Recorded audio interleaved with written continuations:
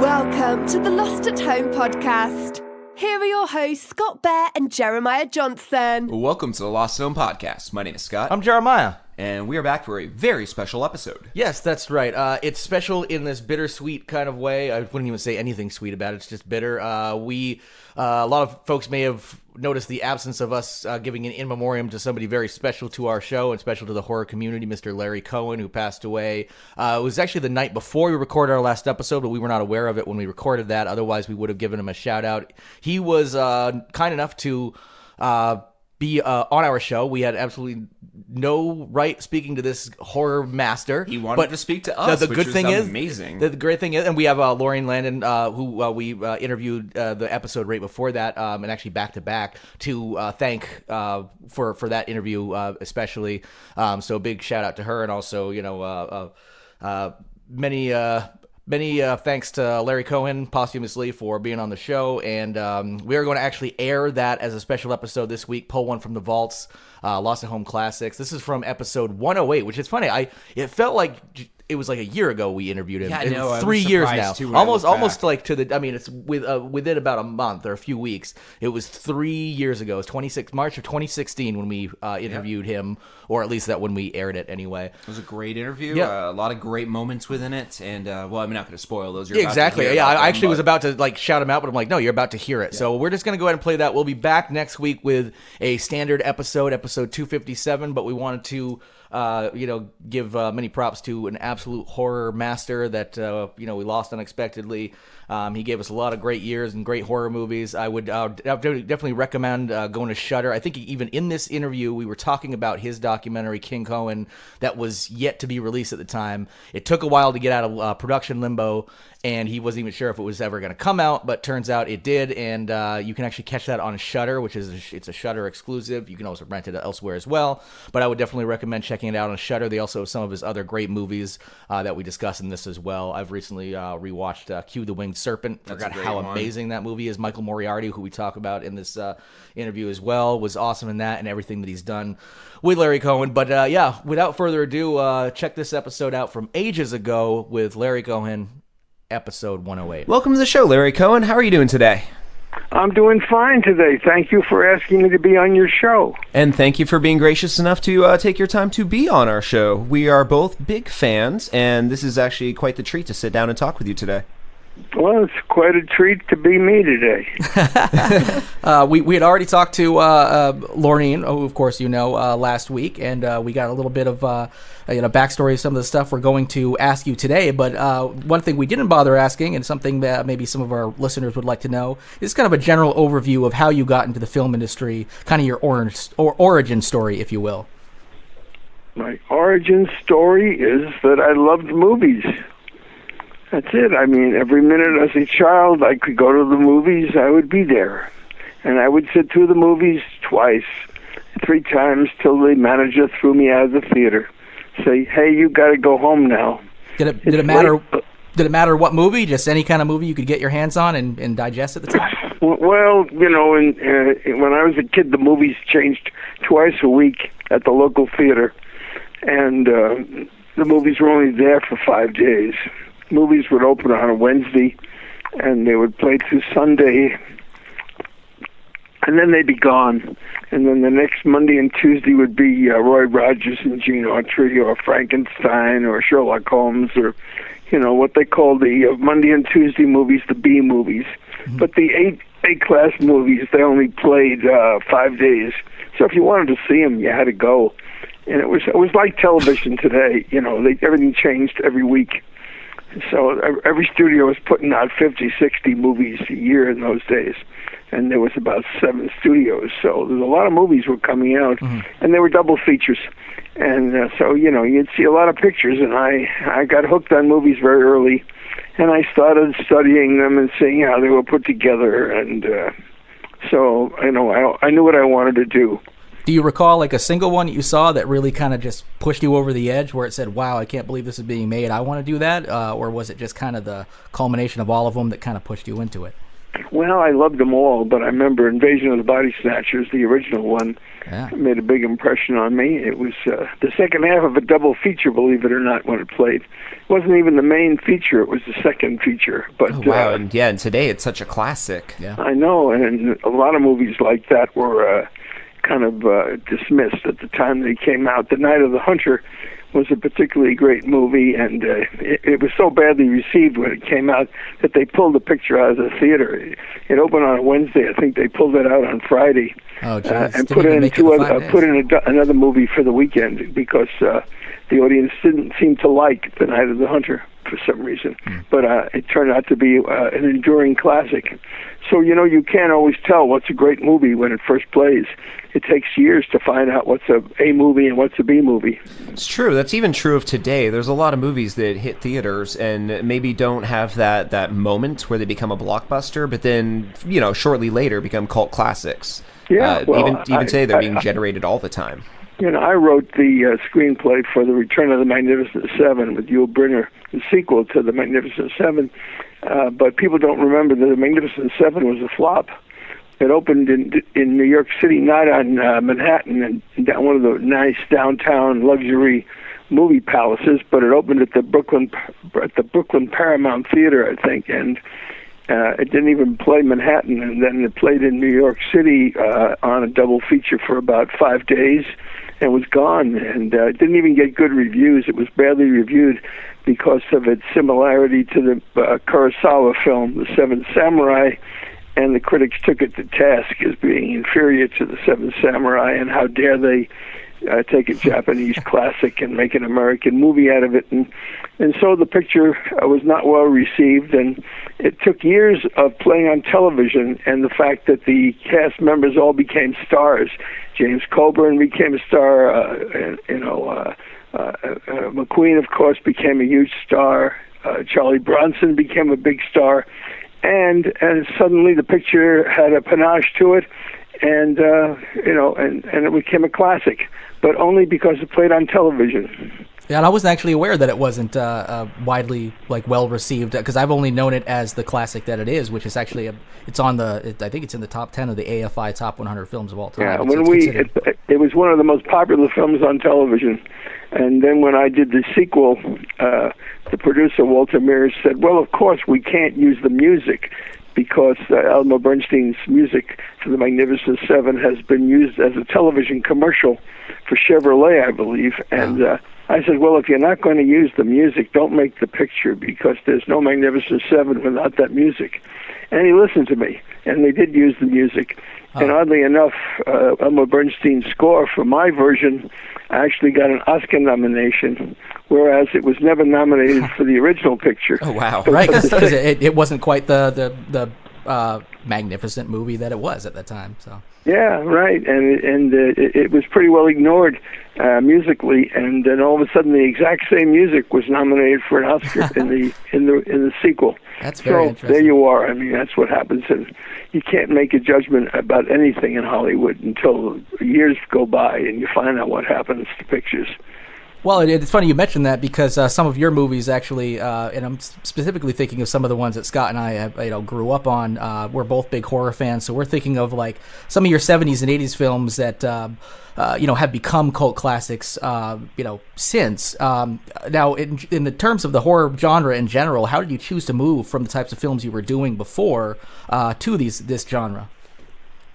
Well, I didn't only do horror films. I did gangster movies. Right, yeah. I did a couple of comedies. I did a movie biography of J. Edgar Hoover. I've done thrillers, more suspense and thriller movies than anything. I was going to say that a lot of horror, suspense, thriller. I mean, to us, that genre, they all blend into each other, and we're fans of anything that fits within those categories. Yeah, and I also want to recorrect myself from a correction that Laureen also made when we were talking about this in our interview with her, is that she specifically mentioned that you were more of a suspense director than what you would call a traditional horror director, and I specifically cited Alfred Hitchcock as that same type of beast, and she mentioned that you actually you have an appreciation for Hitchcock, to say the least. Yeah, well, I knew him too, Yeah. and spent some time with him, and I had some very nice get-togethers with him. And anytime you hung out with Hitchcock, it was always 3.5 hours. If you had lunch with him or just a meeting, it was 3.5 hours. That'd be okay He if I loved could. to talk. He loved to chat and tell you things and discuss ideas movies he'd never made and ideas for scenes that he'd never used. And he just liked to hang around and talk. So I enjoyed the sessions with him.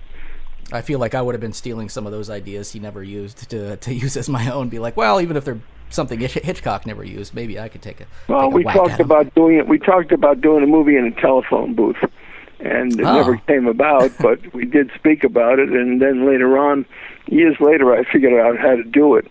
I never could figure out how to make a movie in a phone booth, although that's something Hitch wanted to do. And by the time I figured out how to do it, he was no longer with us. But it always was in the back of my mind.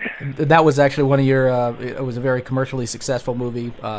Oddly enough, named Phone Booth. I'm sure you're referring to, and that one seems like quite a challenge to actually go from, having. Because I remember when I watched it, I was wondering how can you make a phone booth interesting for 90 plus minutes, and you managed to do it. So it seems like that's something that would be almost like Hitchcock, or you in this case, would challenge themselves to do. How do you make something interesting for 90 minutes in this tiny little box? Well, Hitch had done a movie where a bunch of people were in a lifeboat and in a very enclosed kind of environment. And since we did Phone Booth, and a lot of other people have jumped in and done kind of pictures that were inspired by Phone Booth. There was one picture where Jodie Foster was in a room, a safe house room, and she was trapped in there with her daughter. And there was another picture where a guy was buried alive for the whole movie all by himself. There's a movie coming out with John Goodman next week where they're all in a bomb shelter for the whole movie, locked in a basement bomb shelter. Cloverfield movie. Yeah, I've seen that. Yeah, that's coming out, and there's been pretty close to half a dozen more movies that all were kind of, I guess, inspired by the phone booth idea. Speaking of movies inspired by other movies, one of my personal favorites, I watched this movie for the first time when I was a teenager, Body Snatchers. Definitely inspired, to say the least, from Invasion of the Body Snatchers. I just want to commend you personally for that movie. I love it. You mean the one where they were in the army base? Yep. Yeah, well, that was all my idea. Yeah. A lot of other writers came on after me, but the basic concept of putting the pod people on a military base was an inspiration, I believe, because you can't tell the regular military people from the pod people. Well, that's actually a really good concept, yeah, because they have to act a certain way and be, conformed, and the pod people also acted a very specific way and conformed. So, yeah. Right. It was one of my favorites, and I still, to this day, watch it every couple of years just to, reinvigorate my horror senses, if you will. And that actually, I was going to also bring up, that kind of goes to the kind of a general theme. I don't even want to call it a theme. It's just kind of a feel that you have in all your movies, is you inject a lot of social commentary into them. So they're not just like they're definitely entertaining. That's for sure. And I spoke once again with Lorene about the stuff in particular in a lot of your other movies where it'll be very entertaining on one level, and then I saw it again later in life, just about 6 months ago, and I got a totally new sense out of it because of the social commentary. Do you find yourself intentionally injecting, finding a specific thing that's around you in culture or social commentary that you want to talk about when you go out to write a movie, or do you write an idea and just social commentary happens to get injected when you're writing? Oh, no. When I first started out writing in television, I was writing for a series called The Defenders, which was the Emmy Award-winning show at the time. Was on for about 4 or 5 years and won the Emmy every year. It was all about social issues and in courtroom dramas, and Reginald Rose was the creator of the show, who originally wrote 12 Angry Men, the famous motion picture. And every show I wrote had a social commentary in it. And then when I went on to do my own TV series, I did Branded, which is really I conceived it as a show about the blacklist, about a blacklisted cowboy, someone whose reputation had been ruined, like people's reputations had been destroyed during the blacklist period in America, and had to live down that stain on their name. And that's what Branded was all about. And The Invaders was really a takeoff on the witch hunting for communists, when there was a whole period when everyone was fixated that communists were hiding everywhere, and that people you knew might really be communists. And so that's really what the takeoff was on The Invaders. It was a series about aliens posing as normal people and one man trying to expose them. And the ridiculousness of it, of course, was a parallel on the witch hunting. Now, from your own catalog of movies and TV, and this is quite the large catalog, do you have a personal favorite of your work? Well, it's like asking which one of your children is your favorite. Well, you always have one, but you always say you're all my favorite. So right. we're asking which kid is what really your favorite. Do? I mean, it's not only the pictures themselves; it's the experience you had making the picture. Some movies which were not as good as others were pictures that I had a really good time on, that I had wonderful relationships with people, that I met people that I fell in love with. I look back at all these things, and everything has its pluses, and not too many minuses. I remember they were all a lot of hard work and many hours, because we usually shot for 14, 15, 16 hours a day. And but everybody was with me on the pictures. They were all supportive. Everybody stuck with me, even though the hours were terrible. And most of them came back for the next picture, too. As much as people complained about the working conditions, they were always there for the next film. And they wanted to work with me because they could see somebody doing creative work, not just shooting stuff in a matter-of-fact manner or a traditional manner, but really coming up with new things on the set every day. And people used to come to the set to shoot who were actors who were not on the schedule. They weren't supposed to work that day, and I'd see them on the set, and I'd say, "What are you doing here? You weren't on the call sheet to come to work today." And they'd say, "Oh, we just wanted to see what was going on." And that was the most complimentary thing I could hear, because here were people who didn't have to come there, and they came because they were so interested in what was happening. They didn't want to miss out on anything. Well, it proves that it didn't feel like work to them, because otherwise, if something feels like work, you don't go to work to hang around the office unless you really love what's going on. You kind of you're passionate about everything else and what other people are involved in. And it's funny you mentioned the relationships you have with people going forward and creating these relationships, because I have noticed you've worked, the same people tend to pop up here and there in your movies. Of course, Lorraine is one of them. We spoke to her, but another one is Michael Moriarty, who tends to show up quite a bit. Is that are you friends with Michael, or is just an absolute appreciation for what he does for the craft? How did that relationship evolve? Well, I didn't know Michael before, but we certainly are friends now. Yeah. Because we made 5 movies together. So, I mean, a lot of things happen when you've made some of the finest work that you've done, my work and his work.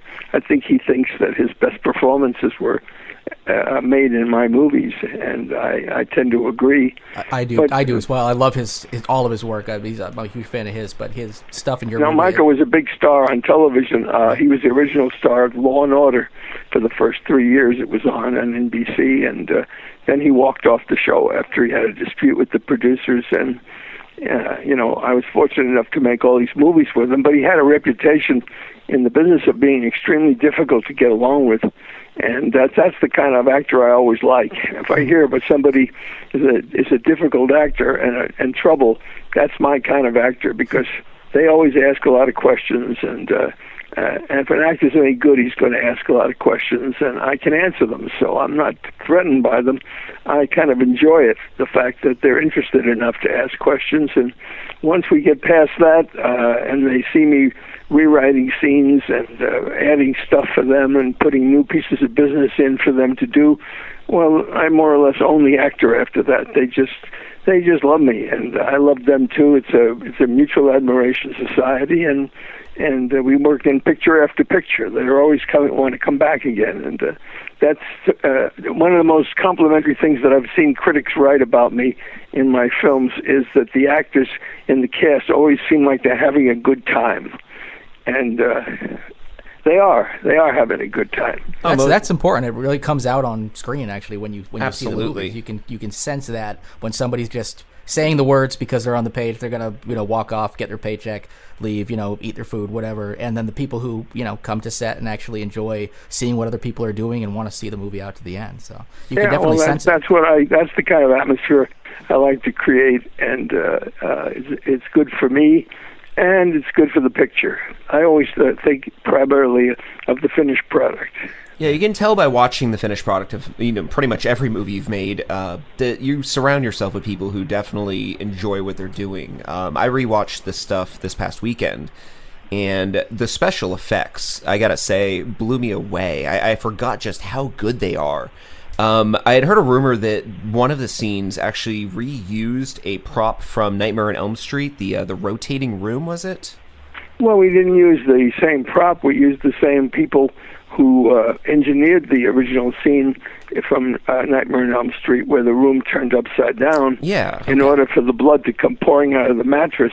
And after seeing that, I contacted these people, and they said they still had the mechanism, but they didn't have the room. They'd have to rebuild the room, but they did have the mechanism that would swivel and turn the room upside down.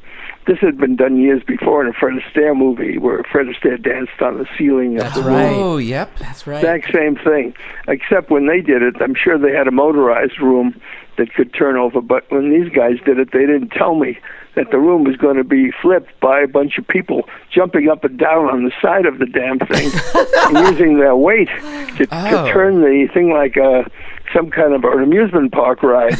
Wow. And then it flipped over. But the difference with ours is the room was on fire. When they did the thing in Nightmare on Elm Street and when Fred Astaire danced, the place was not on fire. So you we had a much more horrendous circumstance. I think these, if we'd photographed the actual process of shooting the scene, it was even better than what was on the screen in the movie because it really was dangerous. Oh, wow. Turning that room over on fire with people inside of it was really. That was really an achievement without anybody getting hurt. Oh, definitely. That's one of those standout effects that you can go back to the 80s and be like, this movie, and this movie did these standout moments, and this stuff, definitely that's like a standout. It's like I've never seen that before. The thing is, it's really good about it is that we didn't really have a lot of money. And, sometimes pictures can be made and anything can be achieved if you have millions and millions of dollars to spend on the effects. But we didn't have that kind of money. We had to be ingenious and do the best we could, and use ingenuity and creativity instead of just throwing the money around. Well, yeah, the limitations. I mean, obviously, can be frustrating. I'm sure if you're making it, but some of the most ingenious pictures I can think about are the ones that have had to have been done under some limitation, some threshold that seems impossible to make, where it doesn't even inspire creativity. It requires it to actually to accomplish what you're looking for. Yeah. Well, some of the greatest movies were actually made on a budget. Pictures like the original Godfather and Mean Streets and Taxi Driver. These pictures were all made on tight budgets. And as a matter of fact, the Godfather uses a lot of the same stock footage that I used in my picture Black Caesar. We all bought the same footage from MGM Film Library. So, that was made on a $6 million budget, and there was a lot of movie to make with The Godfather. So, I mean, you got to give them credit for not only making the picture, but also for making it as well as they did on such a tight schedule and tight budget. Yeah. When they made the sequels, of course, things were different. They had big money to spend then. So, moving forward, we were talking about a phone booth earlier, and I kind of want to get back to some of these suspense films that you've done, these mainstream thriller types. I'm just curious, we're going to talk about some of the comic book stuff in just a little bit, but I'm actually curious in terms of film. You haven't given up on film. You're still doing that. What's next in the realm of film? Are we going to see any more suspense films in your future? Are you looking to do different genres? I've been writing screenplays like crazy lately, and I got a whole bunch of them. So the hardest part of making a movie nowadays, and always probably, was getting the money to make the picture. So, that's what we're trying to do. Hopefully someone listening to this radio program will call me up and tell me they'd like to finance a movie for $2 million. Any millionaires out there, send it over. Just call up and tell us you got the money and you're a producer immediately. Start with your producer. Yeah. And I will anoint you as a producer immediately, and you can go on to have a Larry Cohen film in your credits. That's not a bad thing. I'll get some very good actors, and we'll make the picture in no time at all, because we can do that. But I just keep turning out these scripts. There's many more scripts that I write that I can't direct them all anyway. So over the years, I've always sold off scripts as well for pictures that I didn't direct, like Phone Booth and Cellular and Bestseller and By the Jury, and many movies that I'm credited writing. And I think I got about 45 movies that I've written that got made, and I only directed 20. So there's another 25 movies that I wrote that I didn't direct, and most of them I wish I had, because I always find some fault with them all. But not the ones I directed. The ones I directed, I'm mostly pretty proud of. Yeah, there's always that feeling of but there's also that thing where you have to kind of pass some of the responsibility on, and that delegation thing. But there is always that yearning to kind of keep your baby to you, because you know exactly what it looks like in your head. So it's got to take a little bit to relinquish some of your creative products out to other people to allow them to do something with. It takes a lot, I think, actually, that a lot of people who don't make this stuff don't realize what it takes to relinquish some of that. So. Well, you take their money and you sell your script, then you've got to let it go and just go on and write the next one and make the next picture. Mm-hmm. You can't dwell on what goes on, because you can get very depressed. So you just take a shot and then you move on. When I was a kid, when I was about 9 years old, my hobby was writing comic books, and I used to make up my own comic books. And we used to do, in those days, comic books were quite long. They were like 64 pages. So I would do 64 pages with about 6 panels on a page and write them all by hand. And that's what I did for pastime. And instead of building model airplanes or something else like that, I made my own comic books up. And they were pretty complicated, and they were pretty adult. And I don't have any of them around anymore. They've all been disappeared somewhere over the years. But I always wanted to get back into doing a comic book again. And now in recent times, I have developed a comic book character and arranged to have it illustrated, not by myself, but by a very competent and very professional comic book illustrator named Ron Randell. And he did a wonderful job. And so, I created the show along with Lorene Landon, and it really is a prototype for a comic book that could become a feature motion picture and a series of motion pictures. Well, that's what I was curious about, is if you had larger goals for this, and I believe we're talking about Praying Mantis at this point, that we've recently spoken to Lorene Landon about, as to whether or not you had larger aspirations for Praying Mantis to become something larger, or if you were kind of just fine with the format of comic books. No, I believe that a good comic book like this is certainly a prototype for a feature movie. And because I think our storyline is better than for most of these superhero pictures, and it can be a series of features, and maybe even eventually into a television series. So or a cable series. So there's lots of opportunities for this kind of thing. Years ago, comic books just went nowhere as far as future development. They used to do 15-chapter serials for Saturday morning, and that was the end of it. That's where Batman and Superman ended up back in the old days. And for many years, my friend Stan Lee was out here in Hollywood trying to sell some of the Marvel comic characters and having absolutely no luck at all. He was turned down everywhere. The only thing he ever got going was the thing with Roger Corman based on, I think, the Fantastic Four. Yep, the Fantastic And Four. that was made into a really low-budget picture that was never released. Yeah. And he was very disappointed with the with the response. I actually wrote a screenplay on Doctor Strange, which is one of the Marvel characters, and that never got made. And poor Stan just spent at least 10, 15 years out here trying to get something going, and it wasn't until much later, when Stan was kind of an emeritus with the company and other people were running the company, that all of a sudden Spider-Man got made and took off, and suddenly all the Marvel characters were in demand. And as you can see, there are Marvel comic characters everywhere now in the motion picture business. Multiple a year, absolutely, and some of it might have to do too with it taking a little while for special effects in the industry to catch up to what can really be done with those superhero style comics and everything like that. Going into your comic, from what we've understood, this is kind of a sophisticated story. It's very character driven. It has what is also kind of common in a lot of your movie themes, a lot of social commentary. Now, was there anything about the comic book form that drew you to this, in general? What kind of transition was there between taking this from an idea in your head that you thought you would normally put on screen and translating it to a comic book format? Well, I mean, with comic book, the sky is the limit, because after all, anything you can imagine can be put down on paper. If you want to put something really spectacular on the movie screen, you're looking at $50, $100 million just for the effects, just to put that on the screen, not to mention the cost of the movie. So most of these comic book movies run into $200 million. But for a comic book, anything you want to make up can be put up on the page if you get a good illustrator, and you can make up anything you want. The villain can be as bizarre a character as you want, and you don't have to worry about the visual effects of creating that character. You just draw him, and if you don't like him, you can always tear him up.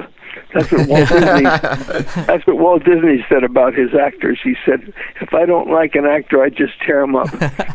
So that's what it is. And we went for the sky's the limit stuff in this comic book. We have a building collapsing and going into the river and submerging with everybody inside the building, and all kinds of spectacular things. We have a villain who's actually masquerading as a baby. So when they rob the banks, the robbers have him strapped to their chest, and nobody can shoot them because they got a baby strapped to their chest. They don't realize the ringleader of the gang is the baby, and he's got a gun. Oh, that's awesome. Oh, wow, that's really cool. We're really looking forward to. When the baby starts killing people, there's something that you would have a tough time putting on the screen for, unless you had a great deal of money. But we can do it in a comic book. And our hero, of course, is a veteran from the war over in Iraq, who's lost his legs in an explosion. He's a chaplain and a Catholic priest, and he comes back from the war, and he's assigned to a parish in Washington, D.C., which is a crime-ridden area where nobody else wants the job, and he gets tired of praying because nothing good ever happens, so he decides to take the law into his own hands and fight the crime that permeates the city, and in the guise of the praying mantis. So with these super prosthetic legs that get designed, he is out there having a double identity. He's a priest by day, the praying mantis by night. We absolutely love this concept, I have to tell you. You've given us a few more details about it than we got even from Laureen, so we're really looking forward to actually taking a read and a look at that. Well, Laureen deserves a lot of credit for coming up also with major contributions to this project.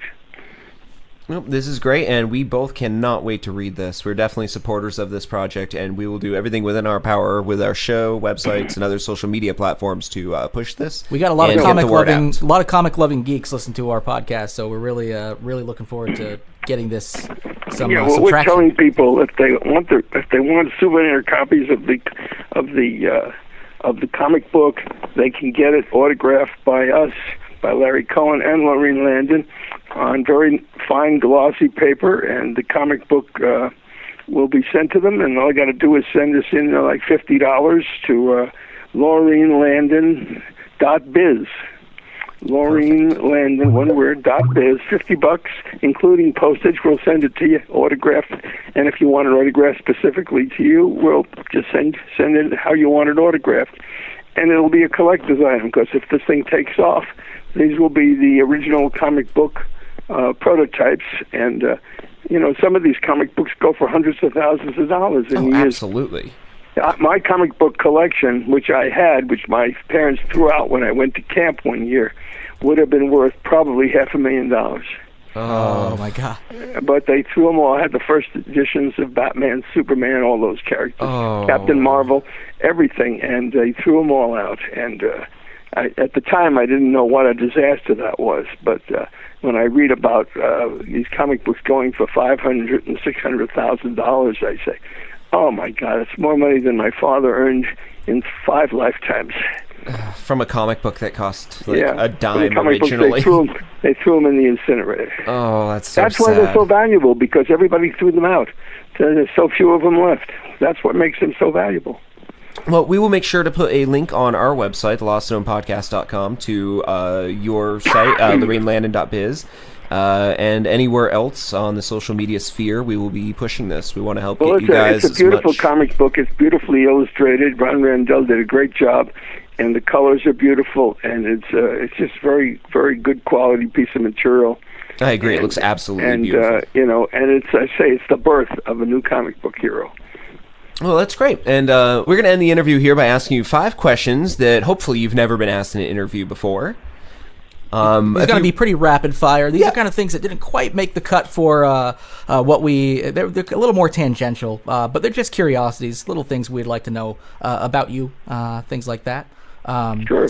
And a couple of them we actually asked Laureen as well. And the first one is actually one we asked her. I'm curious what your answer is. Is there any actor, director, or any other player in the film industry that you wish you could work with that you haven't yet worked with?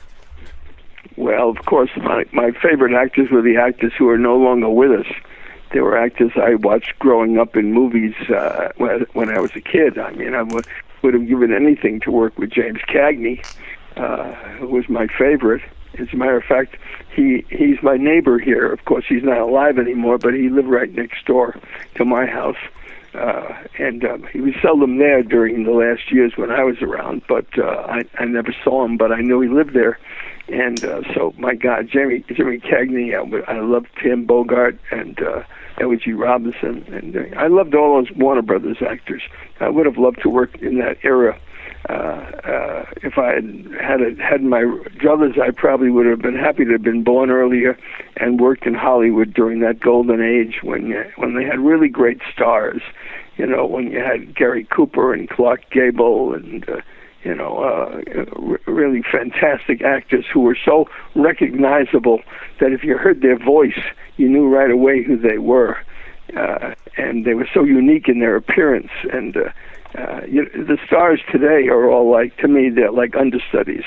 The star couldn't make it, so they're in the picture instead. But back in those days, every studio had great stars, whether it was Tyrone Power or, whoever it was at the studio, Jimmy Stewart. I mean, these were wonderful, wonderful actors who were so unique in their personality and their appearance. Today, everybody kind of looks the same. So, and you couldn't tell by their voices who they are today. Even the best of them, like Johnny Depp, for example, you wouldn't know his voice if you just heard it.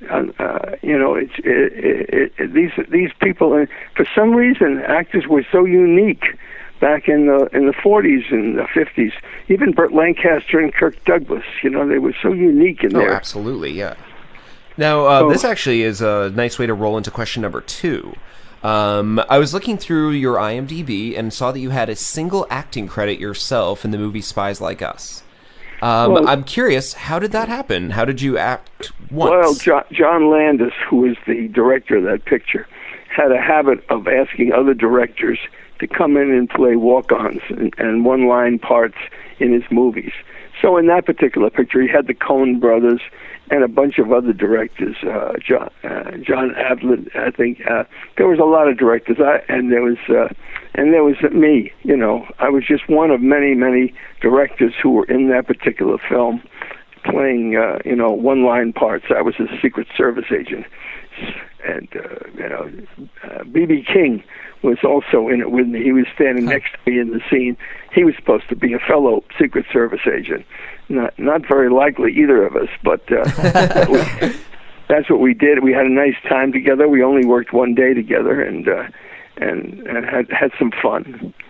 Are there any films that you've been a part of, whether it's writing or directing, that you wish you could have a second go at, possibly in the form of a remake or just going back in time and redoing it yourself?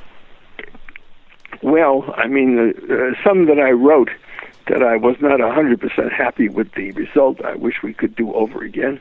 There was one called Bestseller in particular. It was very, very well cast with Brian Dennehy and James Woods. But it was something that I really wrote for Burt Lancaster and Kirk Douglas, and I never got the first-string stars that I wanted for the picture. But today it could be done again, and probably cast very well with two tough guy type actors. And I would have loved to have worked with somebody like Jack Nicholson, who I consider to be a real star. He's great. Jack Nicholson. I did write a script years ago that Clint Eastwood optioned twice.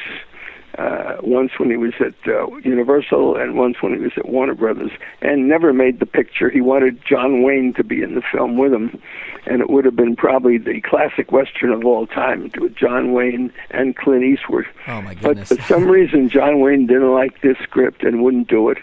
Maybe he just didn't want to do a picture with Clint Eastwood. Maybe he just didn't want to be looked like he was old, and Clint Eastwood was young. Like the next generation to the older. Yeah, one, but he kept turning it down. We tried, and finally, after Clint Eastwood's option ran out, Michael Wayne called me up. He was John Wayne's son.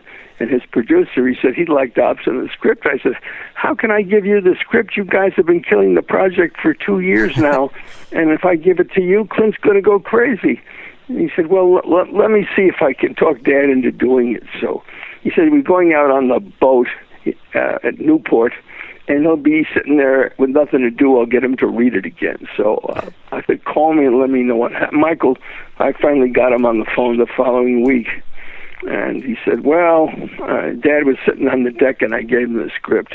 And he looked at it for a couple of minutes and then he said, this piece of shit again, and he threw it overboard. Oh, no. Oh, no. So I could just see my beautiful screenplay sinking beneath the blue Pacific with all slowly. The dreams of Clint Eastwood and myself sinking along with it, and the picture never got made. Oh, so, that's... 35 years later, somebody bought it for the Hallmark Channel and made a dismal TV movie out of it. Not quite the same as but they paid a lot of money. Yeah, and, well, at least you got something out of it. It was 36 years old at the time, so I said, boy, when you can sell a script that's 36 years old, it's great, but it would have been so much better with John Wayne and Clint Eastwood. I would say just about anything would be. Those were two real stars. Yeah, and I mean, but at least it's better than sitting at the bottom of the Pacific Ocean. That's for sure. Yeah, it's somewhere. If it might get washed up on shore someday, and somebody will find it and make the picture again. Who knows? You never can tell. If you happen to be swimming and you see a script floating by, and it's got my name on it, and it just seems destined for John Wayne and Clint Eastwood, I'll know exactly what I'm looking at the time. Yeah, absolutely. Last time I saw Clint, I said, "You remember that script? Are you sure you don't want to make it?" And he said to me, "I guess I'd have to play the old guy now." Oh, that's right. He'd be the John Wayne to the whatever the Clint Eastwood now it would be. Yeah, so that's what he said, and nothing happened. So anyway, it was finally bought by somebody, so he couldn't make it now, even if he wanted to, because I sold it. But all right, number 4.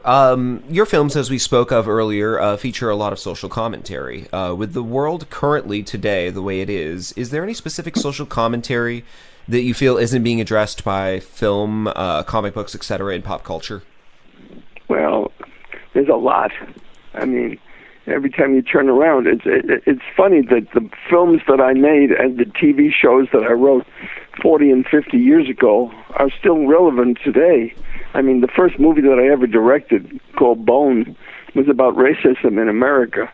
And I would have thought that nearly 50 years after I made the picture, that wouldn't be an issue anymore. You'd hope, and yeah. yet you see that same thing going on, probably more virulently than it had in the past 20, 30 years. There's such a lot of turmoil between blacks and whites today, and it's just amazing that even with a black president, this does not seem to go away. So that's always an issue. And in my film Black Caesar, we had the police killing black people wantonly, and that seems to be again a big issue after all these years. So you write these things, and sure than hell they don't go away. They keep resurfacing. Well, I think a lot of it too has to do with the fact that people think it goes away, and then of course in the I guess the internet generation, where a lot of this stuff is put out online and social media out, all of a sudden people think that it's this problem that's resurfaced, that didn't exist for the last 30 years, but in reality it's been going on the entire time. It's just we're now really finally starting to see it once again in the media, because the media isn't actually controlling what we see. We're getting to see this stuff on social media and stuff like that. Yeah, well, these things lurk beneath the surface, and stuff I wrote on television years ago, even on the Defenders, about a demagogue running for president of the United States. Today you hear the same stuff being hurled at some of the candidates that are running for president today. So it just seems that everything remains relevant. And I'm very happy that I wrote these scripts, because they don't seem dated at all. When you look at the shows, you say, gee, this could have been written and produced yesterday. Yeah, which is actually it's actually almost too bad that's the case. You would almost prefer them to feel dated, because you're like, I can't believe that was ever a problem. And then it turns out, no, it's just as relevant today, which is, a kind of testament to how not far we've come in certain regards anyway. Yeah, and many of the things that I wrote back then, 50 years ago, for example, Spielberg just made a picture called Bridge of Spies about the exchange of a Russian spy for an American, and I wrote the exact same show on the Defenders TV show on CBS 50 years ago, only mine was better. Wow. So what can I tell you? It didn't have the production value, and It didn't have Tom Hanks, but the script was much superior and a much more compelling show. So fortunately, these shows that I wrote 50 years ago are soon going to be released on DVD. After all these years, The Defenders is coming on DVD from Shot Factory. .com. They're going to be putting these out, and the damn show was on the air for 5 years, and in those days they used to make 36 episodes a year. Yeah. So can you imagine, there's nearly 200 episodes of The Defenders coming out. I wrote 9 of them, and I think I wrote 9 of the very best ones. So they'll be surfacing again for people to see, and that's what's so wonderful about having the DVDs, is that all your movies suddenly become available to people. They don't have to wait for it to play at a revival house. Like years ago, if you wanted to see an old movie that hadn't been played in years, you'd have to wait for it to show up at a revival theater. There are very few of those theaters left. And, to go to a film museum or something to catch a movie, it's a big deal. But now they're all available on the Internet. All you got to do is find them on the Internet, punch in, and the movie's playing in your own home, and you can see the whole damn picture. So if you mention my name on Netflix or one of these Roku stations, my name pops up, my picture pops up, and there's about 20 movies of mine that you're available to see at the push of a button, so you can see those movies. All you got to do is say Larry Cohen. Yeah, you get to reach a whole new generation. You get to take some of the stuff you've been proud of years ago that maybe you thought was lost as you went through, or would require this kind of revival theater, as you called it, in order for it to be appreciated. And now people get to appreciate these generations of filmmakers that otherwise could have gone unnoticed, or rather unremembered, that their voices definitely are still relevant today, as you noted, especially with the social commentary and stuff. There's a lot of really good classic stuff that everybody should check out that otherwise wouldn't be available were it not for these new channels. My series Branded is on DVD available. My series The Invaders is on DVD and is available every episode of the series. And some of my other series are coming on as well. So it's a wonderful thing to see that your material is not lost, that it keeps resurfacing and playing, and people can enjoy it and see it. And I'm very happy with this stuff. As a matter of fact, I get a kick out of seeing some of the episodes myself because I haven't seen them in 40 or 50 years. It's got to be a kick. Well, and actually looking to the future, and I know this is kind of an unfair question because we just barely learned about the praying mantis, and we asked this same unfair question to Laureen last time as well. If the praying mantis, your newest project, was made into a film, who would you like to see cast as the lead? Oh, I don't know. Somebody like Hugh Jackman, I suppose, or right. a younger Hugh Jackman. I mean, he's very good in the superhero films. He is, yeah. He's definitely a solid actor. He has a big following too. He's got a good range. He's not just one, like he's not just a superhero actor. Yeah, exactly. But he, by the time we get it made, he might be just too old for it. But there'll be somebody else coming along who could play it. Yeah, and, from what we understand from Laureen, Tom Hardy is the next big thing. She can't stop gushing about that guy. So. Well, she's crazy about him, and rightly so. If you saw some of the movies he made, particularly in England, he's absolutely fantastic. There's one called Bronson, where he plays the most vicious criminal in the British justice system in prison, and he is absolutely mind-blowing in that picture. I have seen that one. That one's amazing. It's absolutely justified. I mean, her love for I do think he's an amazing actor. So that kind of range. Yeah, so, I don't think he's had a chance in Hollywood movies to really show what he can do. Right. But the potential is tremendous if you see him in Bronson. It's just a performance that puts him in the same class as Brando.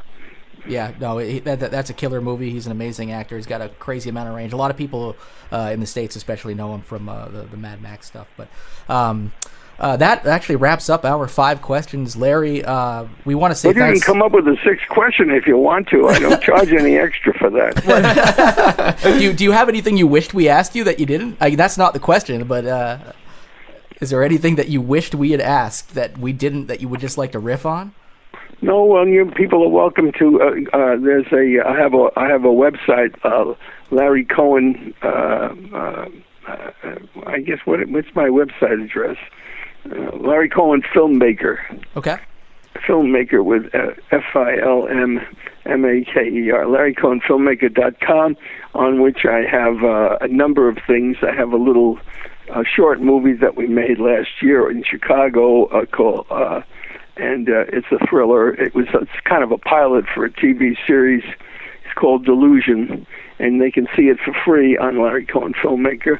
And they can see a couple of interviews that I've done, and they can see scenes from my movies that are on there.